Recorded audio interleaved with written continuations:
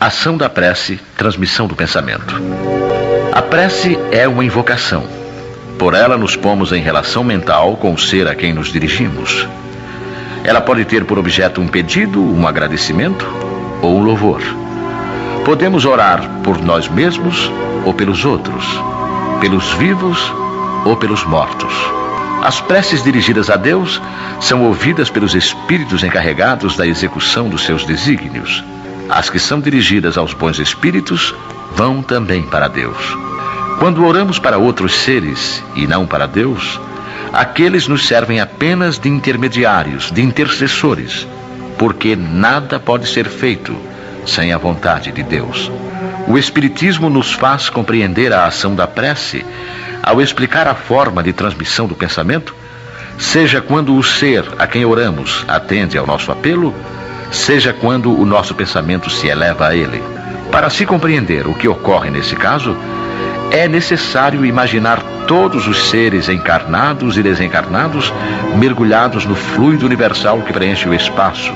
Assim como na Terra, estamos envolvidos pela atmosfera. Esse fluido é impulsionado pela vontade, pois é o veículo do pensamento, como o ar é o veículo do som, com a diferença de que as vibrações do ar são circunscritas, enquanto as do fluido universal se ampliam ao infinito. Quando, pois, o pensamento se dirige para algum ser, na Terra ou no espaço, de encarnado para desencarnado, ou vice-versa, uma corrente fluídica se estabelece de um a outro, transmitindo o pensamento como o ar transmite o som. A energia da corrente está na razão direta da energia do pensamento e da vontade. É assim que a prece é ouvida pelos espíritos onde quer que eles se encontrem. É assim que os espíritos se comunicam entre si, que nos transmitem as suas inspirações e que as relações se estabelecem à distância entre os próprios encarnados. Esta explicação se dirige sobretudo aos que não compreendem a utilidade da prece puramente mística. Não tem por fim materializar a prece, mas tornar compreensíveis os seus efeitos ao mostrar que ela pode exercer ação direta e positiva. Nem por isso está menos sujeita à vontade de Deus, juiz supremo em todas as coisas e único, que pode dar eficácia à sua ação. Pela prece, o homem atrai o concurso dos bons espíritos que o vêm sustentar nas suas boas resoluções e inspirar-lhe bons pensamentos. Ele adquire assim a força moral necessária para vencer as dificuldades e voltar ao caminho reto quando dele se afastou. E assim também pode desviar de si os males que atrairia pelas suas próprias faltas. Um homem, por exemplo, sente a sua saúde arruinada pelos excessos que cometeu e arrasta até o fim dos seus dias uma vida de sofrimento. Tem o direito de queixar-se se não conseguir a cura? Não, porque poderia encontrar na prece a força para resistir às tentações. Se dividirmos os males da vida em duas categorias, sendo uma a dos que o homem não pode evitar, e a outra a das atribuições que ele mesmo provoca por sua incúria e pelos seus excessos, veremos que esta última é muito mais numerosa que a primeira. Torna-se, pois, evidente que o homem é o autor da maioria das suas aflições e que poderia poupar-se se agisse sempre com sabedoria e prudência.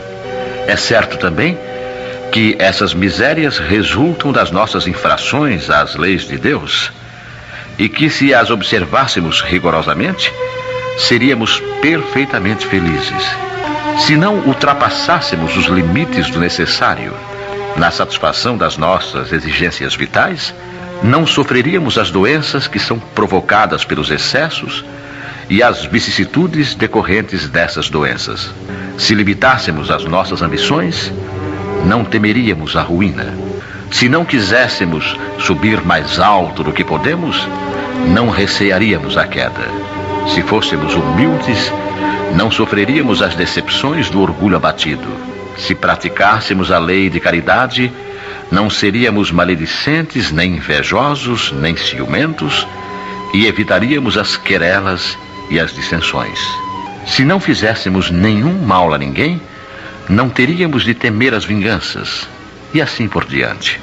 Admitamos que o homem nada pudesse fazer contra os outros males, que todas as preces fossem inúteis para livrar-se deles. Já não seria muito poder afastar todos os que decorrem da sua própria conduta?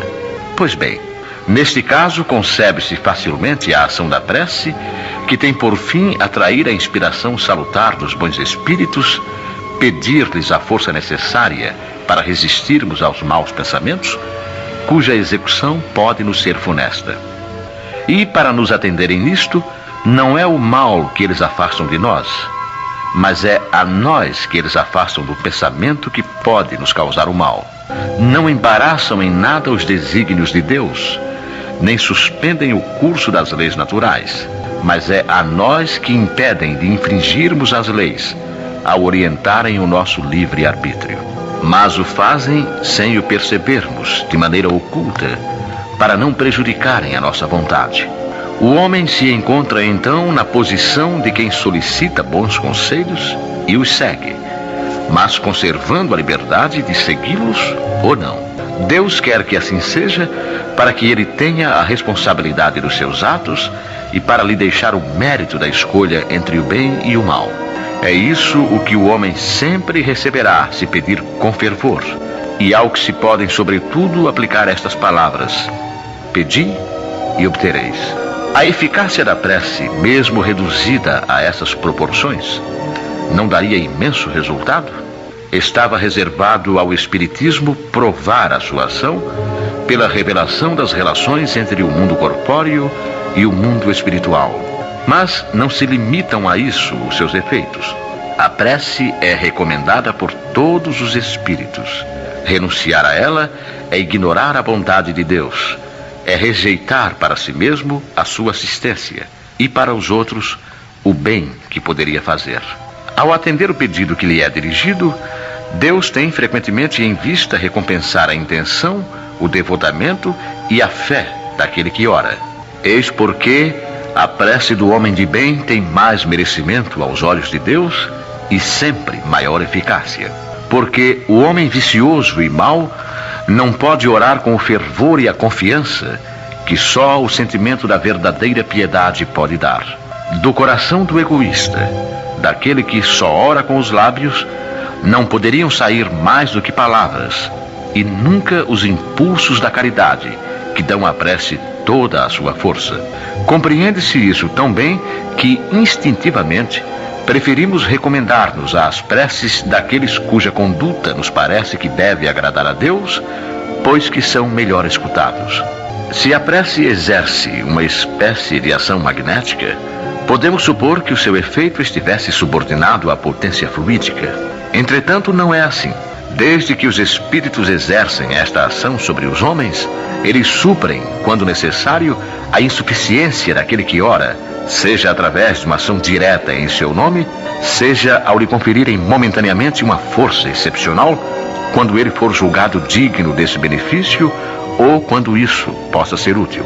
O homem que não se julga suficientemente bom para exercer uma influência salutar, não deve deixar de orar por outro, por pensar que não é digno de ser ouvido.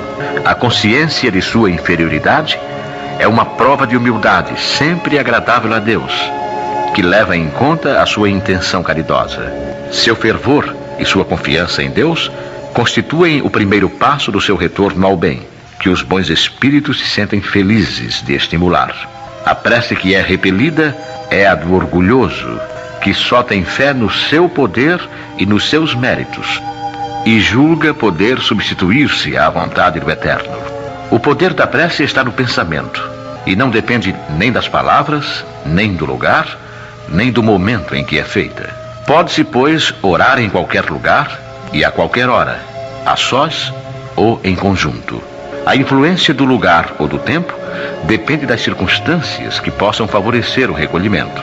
A prece em comum tem ação mais poderosa quando todos os que a fazem se associam de coração num mesmo pensamento e têm a mesma finalidade, porque então é como se muitos clamassem juntos e em uníssono. Mas que importaria estarem reunidos em grande número se cada qual agisse isoladamente e por sua própria conta? 100 pessoas reunidas podem orar como egoístas, enquanto 2 ou 3, ligadas por uma aspiração comum, orarão como verdadeiros irmãos em Deus. E sua prece terá mais força do que a daquelas 100.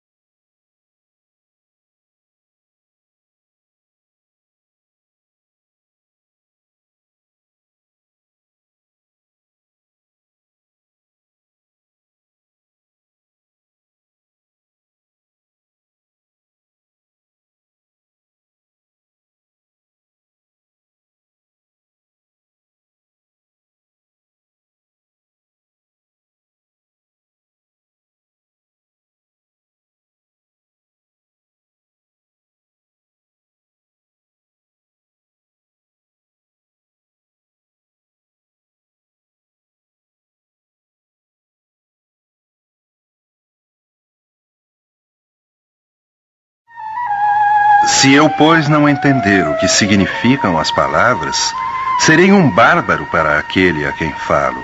E o que fala sê-lo-á para mim do mesmo modo.